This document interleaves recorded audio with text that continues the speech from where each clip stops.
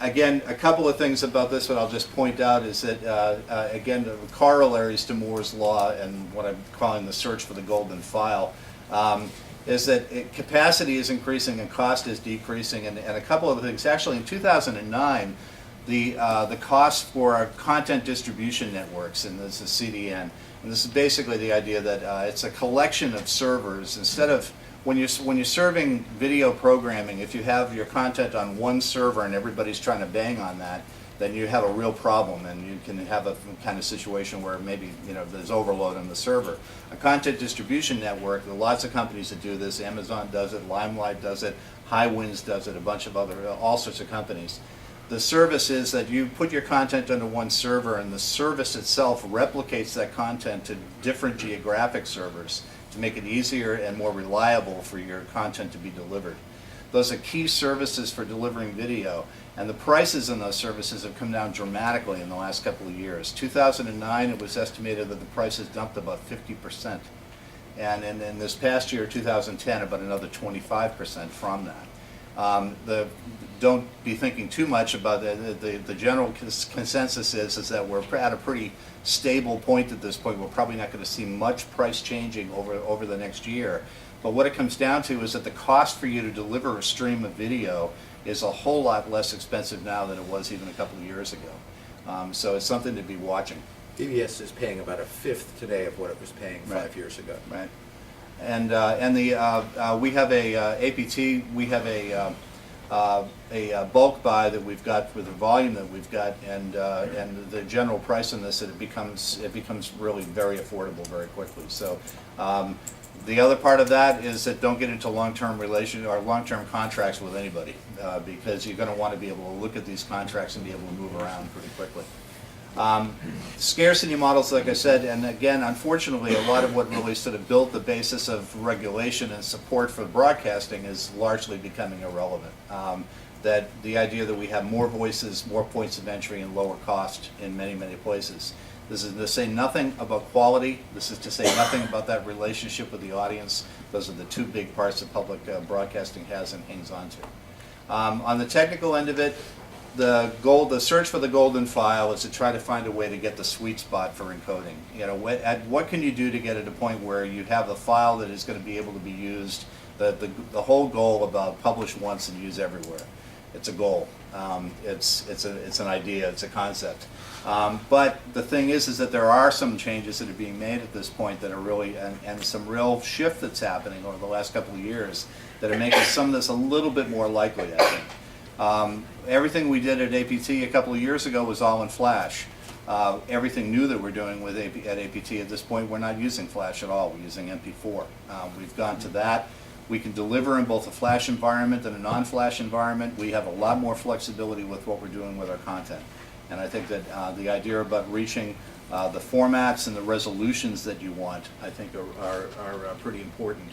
The last point that I'll make on that is a file is not a file is not a file. And what I mean by that is if you're used to delivering a small piece of video on a computer monitor, and if that's the file that you're using at that resolution and that format that you used initially, or even 4 or 5 years ago for what you were putting on your website, if you take that same file and you try to push it through something like an over-the-top service or a Google TV service, and you blow it up on a 37-inch or larger monitor in most living rooms, it's not going to look real good.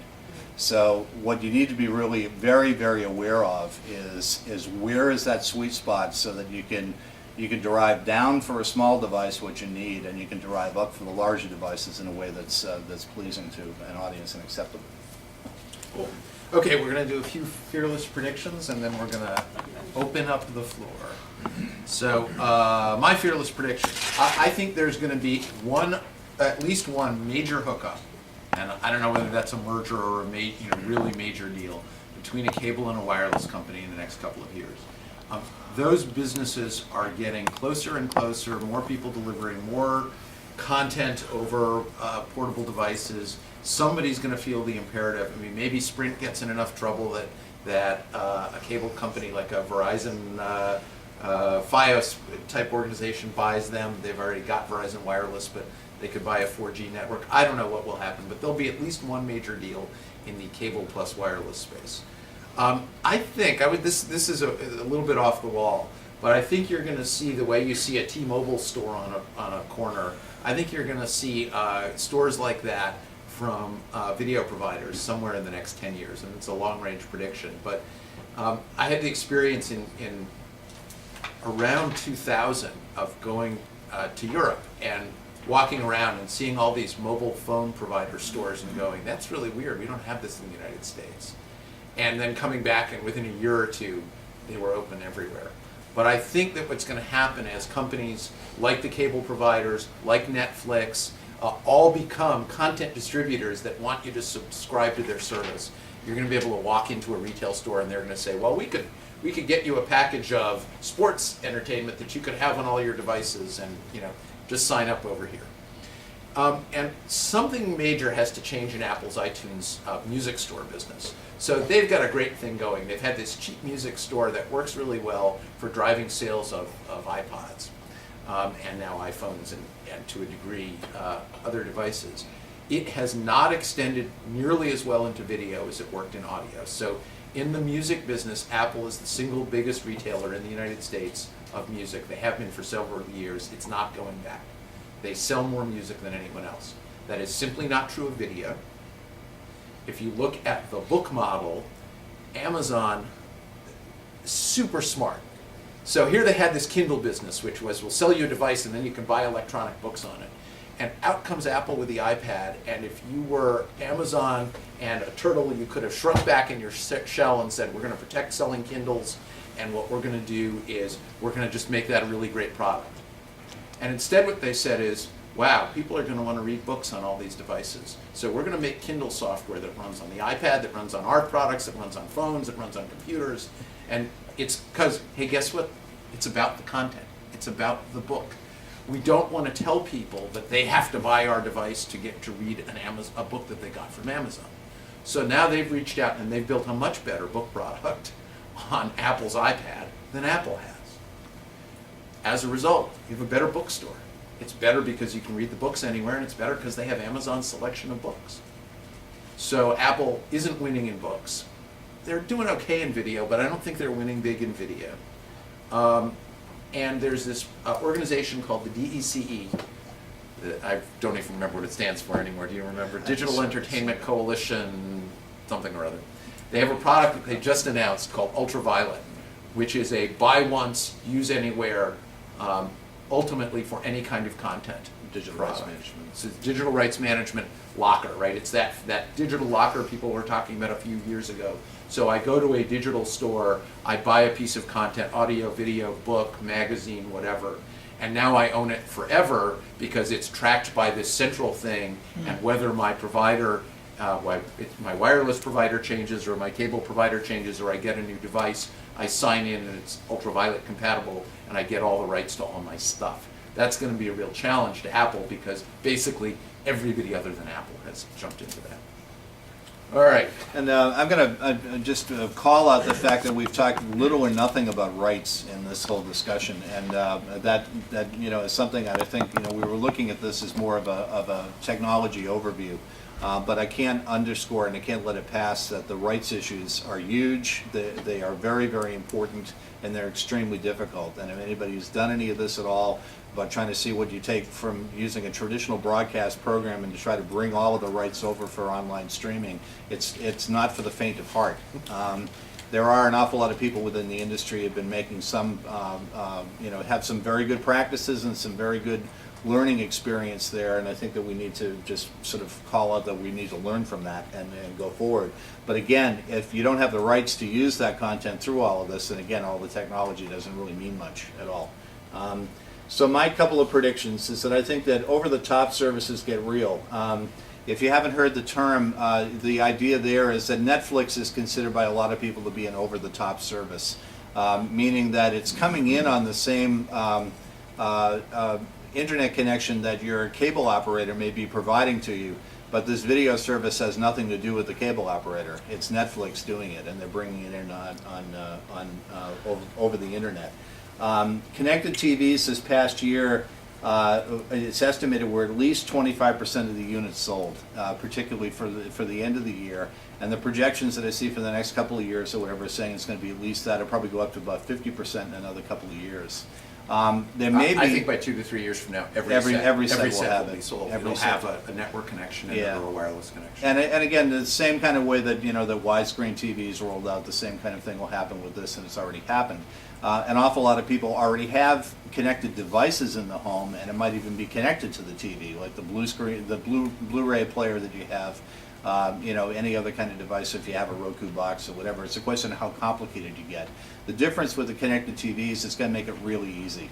You plug the TV in the wall, you plug a network cable into the back of the TV, and then you're connected. The question then comes down to, so what kind of services are on it, and how much of a walled garden are those services, or how open you get those services to go for the entire internet. And that is going to be an interesting thing to watch. Another announcement that came out of CES was Netflix announced that they made deals with about 11 different major consumer electronics manufacturers to have a Netflix button put directly on the remote of the device. What a brilliant move that was. That was probably about the smartest thing I've heard recently. Because now instead of like, how do I get there? How do I get into my Blu-ray player and get down to the Netflix button, and then what do I do?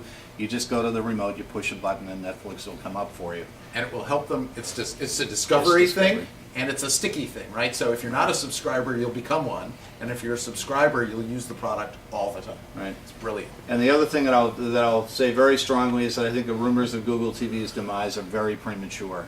Google didn't come out with Google TV because they thought it might be sort of a fun thing to do. They came out with it as part of a business plan that they have. And I think their business plans do go beyond 1 or 2 years. Although I agree with you that rumors of its demise are very premature, we have very different perspectives on Yes. the product. Jerry really likes it, and I really think it sucks. Well, I think that we'll talk again after there's a supposed release coming in February of another version of the operating system for Google TV, and I think it was one of the reasons why you may have heard of a bunch of flutter prior to CES about Google asking manufacturers to back off announcements at CES. It was because the software wasn't quite baked and they weren't ready to make the release on it yet. And I think the issue there really is, I think the place where we agree to disagree, the issue that we're talking about is that what Google has done and delivered in the first version of Google TV for search is a very linear, a very traditional kind of search approach to that, and I think that needs to change and probably will. The thing that I liked about it is that maybe I'm not real normal on this, but I get a cable service going through a TiVo box. I get the output of the TiVo box, I put the Google TV box in there and attach that to my TV set, and now I've got everything that I had, and I can do a search and find anything that's on any of my cable channels as well as the internet just by putting a text search in a box. Not bad. I think that for me that was sort of an interesting moment again, where I could see again that blending that was happening, is that I now have access to the full internet. Now, realistically, the Google box has for it, I don't mean to make a speech on this, but I'm gonna. The Google box has in it a Chrome browser, and the Chrome browser in the Google box identifies itself to whoever has gotten the internet there as a Google TV device, which is sort of required what they had to do with that, but it's also the way that the commercial networks are actually going to be using that to block content going to a Google TV device. One of the reading suggestions I have is for a column called Video News. Will Richmond, who in full disclosure is a member of the APT board, is also a pundit for all of this stuff, and he was trying to figure out why the commercial networks would possibly want to block their content from a Google TV device. He couldn't figure it out. And he has an interesting theory on this, that it really is related to retransmission consent agreements and business issues more than anything else. But I think that again, getting back to the predictions, I think Google TV is I think it will stick in some fashion.